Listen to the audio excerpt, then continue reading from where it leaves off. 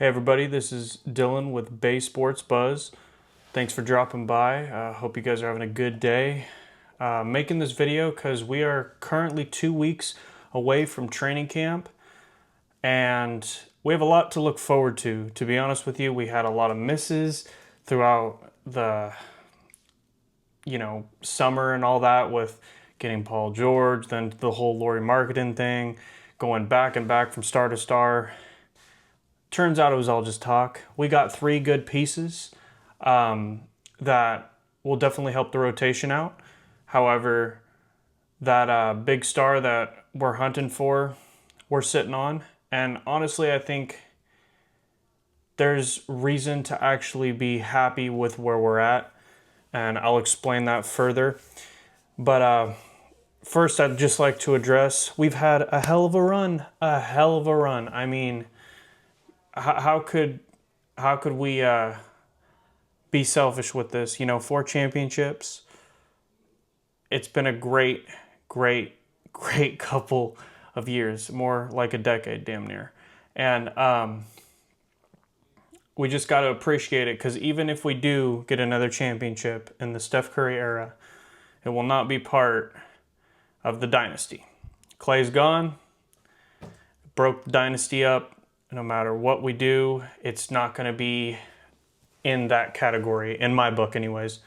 Maybe you could say it for Curry, of course, but as part of the true dynasty, there's still pieces that we have here, but it's not the full dynasty, so I just don't feel like you can call it anything that has to do with the long-lasting dynasty that I don't believe will be replicated. Other people will say what they want to say, but just with the new CBA rules, I don't see anybody replicating this unless they get really lucky in the draft and they all become all-stars all at the same time. But yeah, I'm happy we're actually at. I think we are in one of the most unique situations in the NBA. There's not many teams that are set up with young stars like this where they could pull the trigger on something if they wanted to.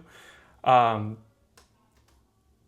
we're completely fine playing this waiting game. Everybody wants star right now. I don't know why we would do that. We have plenty of young talent. Sure, they're not all-star talent, or at least we don't know that. The season hasn't started, right? I mean, for all we know, Kuminga just changed the hair. He's looking like Dennis Rodman over here dyeing it, And I'm just going to sit here and say that when the hair changes, a significant hair change, usually it is a change in the player's career. So hopefully it means something, right? He's been working his ass off. I think Kuminga's got a lot to prove this year. And he wants that max deal. They're not willing to pay it. At least that's what media says. He may be offered something before the season starts and take it. However, I think he's probably going to sit and hold out and try to get that max. Not the best for our situation unless he's probably scoring 24 or 26 a game, averaging 6 to 8 rebounds. Then it completely makes sense. However, I think he will probably get into those numbers this year. He has no reason not to. The guy's a freak athlete. There's no way that he just had a season like he had and then just regresses. There's no way. So I think there's a lot to look forward to. These players could make a big leap this year. We don't know. We're just sitting on the fact that we know what we have score-wise. You don't know what you have with Andrew Wiggins. However, I think he will trend back up this season. I do believe so. And I also saw in the news that his father passed, and I wish him all the best and everything. That's really unfortunate, and to him and the whole organization, I hope everybody can mourn the loss and really give him the support he needs right now. It's probably been a really tough 2 years, and I think that was the news that was hiding from the media. And sometimes it's not meant for the media as well. So it's like, as much as I hated him gone, and we all probably did, it I think this is a trending up year for him. And he's still relatively young. He's got the potential. He played like that against the best stars in the league when it mattered most. I think he'll make a better season of this year. And I also think that Jonathan Kuminga will improve. And if these young players take leaps that we don't really know they're going to make, or we can see it, but we don't know how good it's going to be. I mean, for all we know, Podziemski could be averaging 15, right? 15 and 8 rebounds. Trace could end up averaging 15 and 10. Who knows? I'm not saying those are theoretical numbers. I'm just saying for them to play as good as they did in year one, they may have a big leap in year two. And why would we push for a star when there is the talent sitting right there that you truly don't know what you have until you play them?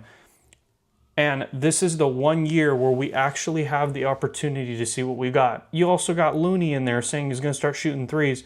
By the way, if you ever look up a Looney mixtape, the man was called the next KD in high school, okay? That's all I have to say. Shot threes, fadeaways. I mean, everything in the bag he had. It's insane. Seriously, like, if you have some time, go look at a high school mixtape. He goes crazy. You can't believe the player he is in high school versus the NBA. I know it's totally different, but in the team that we had, he never had to be what he was in high school. So he's had all of that in his bag for a long time.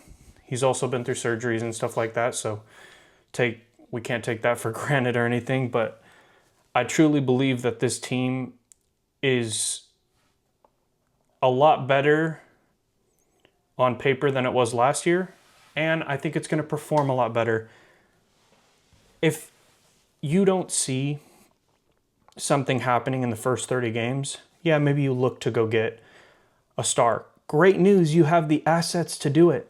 These young players are very valued. I mean, look at how long they sat on the Lauri Markkanen thing just because of Brandon Podziemski. I mean, I'm just telling you that if you really are out there looking for a star, wait on it. And the reason I say wait on it is there's a lot of disgruntled stars in the league. A lot. You don't see it in the news. You don't see it on paper. But yeah, their agents are telling their organizations they don't want to be there. You're just now hearing about the Jimmy Butler thing. I know that was a whole saga at the beginning of the season. I mean, at the end of the season last year, going in free agency. But I just got to say that you don't know what these teams are going to be 30 games in. And there may be organizations willing to blow stuff up if they don't see progress. And I'm just putting this as an example, AKA the Suns. Not saying we go for like KD or like Devin Booker, even though that news is out there. I'm just telling you, a team like that, you put all your money down, you're way over, there's no reason for you to even keep it going. If it's not working, you blow it up. And these are the positions that some of these teams are sitting in right now, and that's why you look at our organization and you're like, why aren't you pulling the trigger? Why aren't you pulling the trigger? I don't think there's a reason to right now. Play out the first 30 games. Wait till the trade deadline. Stuff isn't working out for you. You may be in that perfect situation, disgruntled organization, and we have really good young assets. Perfect swap. I mean, and then who's to say that our young players don't end up being... And I'm just using this as an example, but what if they take steps like OKC's young guys took? Then where are we? Then Steph Curry doesn't got to worry a lot. And the, assets that we acquired, they make us a lot better as it is just as a round of a team. Because I'll tell you right now, I don't know a secondary team 2 that's going to even be able to compete with the Warriors. You got, Buddy Hield, DeAnthony Melton, and Kyle Anderson, if they are all on a rotation coming off the bench with our current guys, you tell me what second unit's going to beat that. I don't really see any second unit beating that. So there's more help for Curry than there has been, even though it doesn't necessarily look that way. And there's a lot to be happy for about this season. And just be patient. We all want to just get it done now. But I'm telling you, the patience is going to be the reason why we end up being a top seed in the West. And I'm saying it now because I'm seeing it now. People are writing us out. Steph Curry's seeing it every day. And I'm just going to sit here and say, do you really think the man says what he says, and I'm talking about Steph Curry, says what he says on the media about, I couldn't see myself having what it was with Kobe, I just wrote it out. I want to play on a competitive team. And then he signs a deal 2 weeks later with us for another year.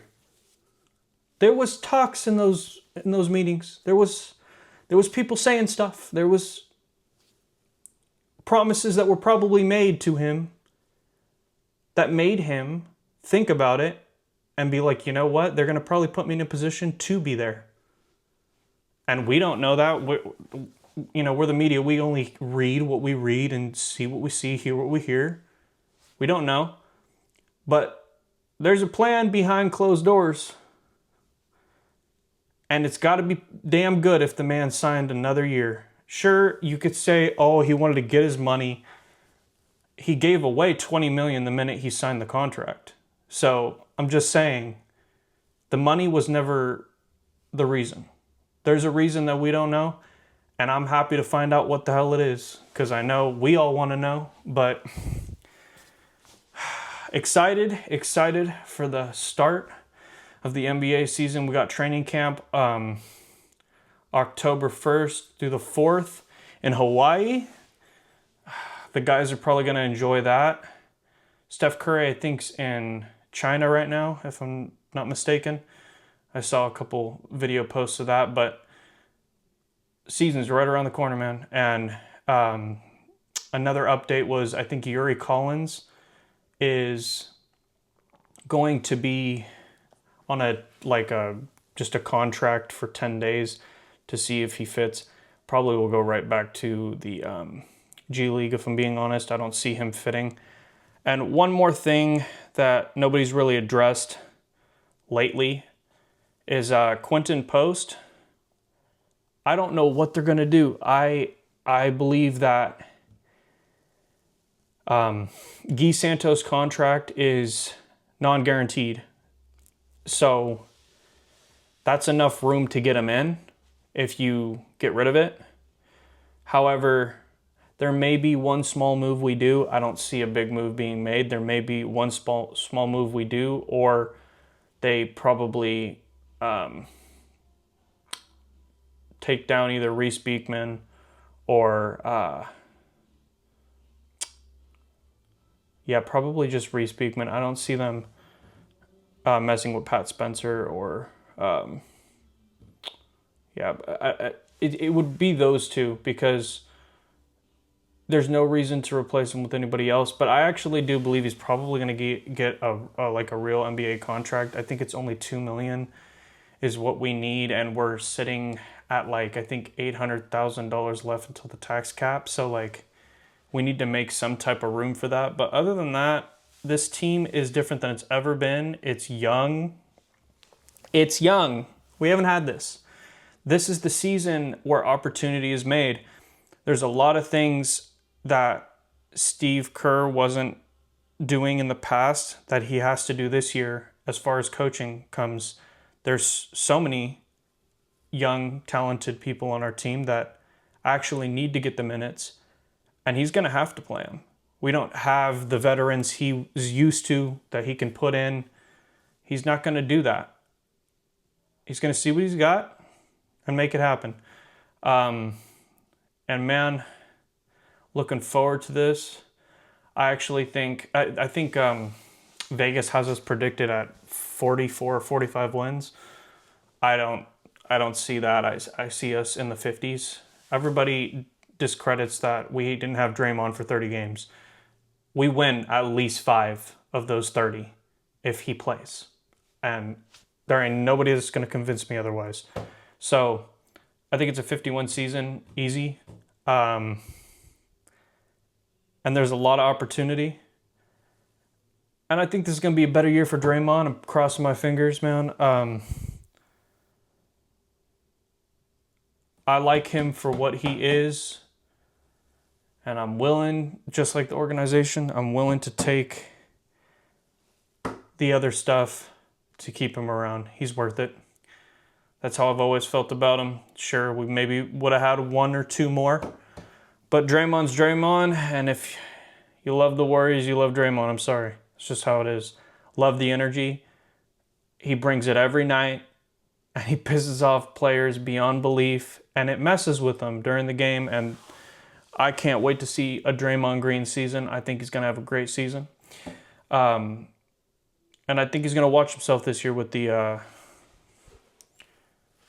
with all the suspension stuff. I think, maybe he gets kicked from 1 or 2 games. That's normal Draymond. But I don't think there'll be any big suspension this year. He's probably in a better headspace. He's had a long time to think about it. We didn't go to playoffs. He's had a little bit more time with the family. So looking forward to it. I watch the man's podcast all the time. So I love to see him in media. And, man, there's a lot of fans of him in the NBA. Regardless of the player he is, love it. Just love it. And I know he's going to push these guys in camp. And I just can't wait to see this. It's going to be a great, great time because everyone's fighting for positions. This is the one uncertain season. It's going to be the best coming into it. And we just got to pray nobody gets hurt and hope for the best. But this is going to be a good season. It may not be a championship season, but it might well be a championship season. I will never discount Stephen freaking Curry, okay? Never. And everybody that watched the Olympics, I'm going to leave it right here, okay? Everybody that watched the Olympics, you got a glimpse and a sliver of what we've been blessed with our whole run. You get why these fans are crazy? Because of that man, that bad man right there. He makes us crazy. And y'all get it now because you saw it. You saw it. And you were rooting for Team USA. And everybody that's watching this video is going to be like, yeah, I get it now. I can't even be mad at you guys. You're right, you can't. Because we have Steph Curry. And can't wait.